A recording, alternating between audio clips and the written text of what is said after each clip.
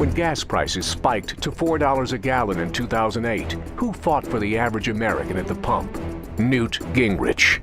What Newt's trying to do is get a whole bunch of hundreds of thousands of signatures from people on the concept of drill here, drill now, and pay less. Drill, baby, drill.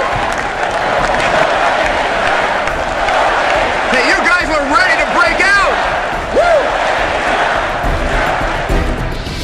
When Al Gore came to Congress to sell his cap and tax regime, who did the GOP call on to fight back? Newt Gingrich. This bill will increase your cost of living and may kill your job. Gingrich said tax breaks, not penalties, will get polluters to clean up their act. Democrats pounced.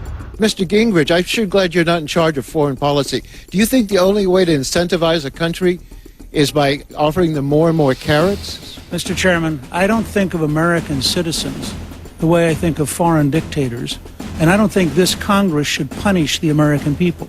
In a recent debate, it was Newt Gingrich who pushed back against President Obama's decision to kill the Keystone Pipeline. But I want to paint a picture for all of us. The Iranians are practicing closing the Straits of Hormuz.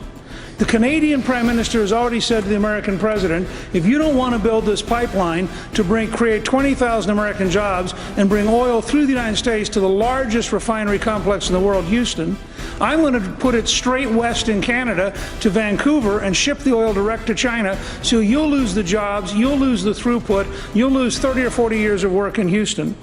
And the President of the United States cannot figure out that it is, I'm using mild words here, utterly irrational to say, I'm now going to veto a middle-class tax cut to protect left-wing environmental extremists in San Francisco so that we're going to kill American jobs, weaken American energy, make us more vulnerable to the Iranians, and do so in a way that makes no sense to any normal, rational American.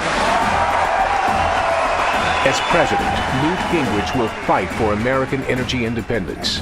That will mean hundreds of thousands of good-paying manufacturing jobs, reduced prices at the pump, at home, and for nearly every product Americans buy. And American energy independence will help put an end to OPEC's dominance and allow America to not only be energy independent, but lead the world in energy production and energy exports, which means China buying from us rather than us borrowing from China. Newt Gingrich. He'll fight for America energy independence. You should too. To learn more, go to newtforenergy.com.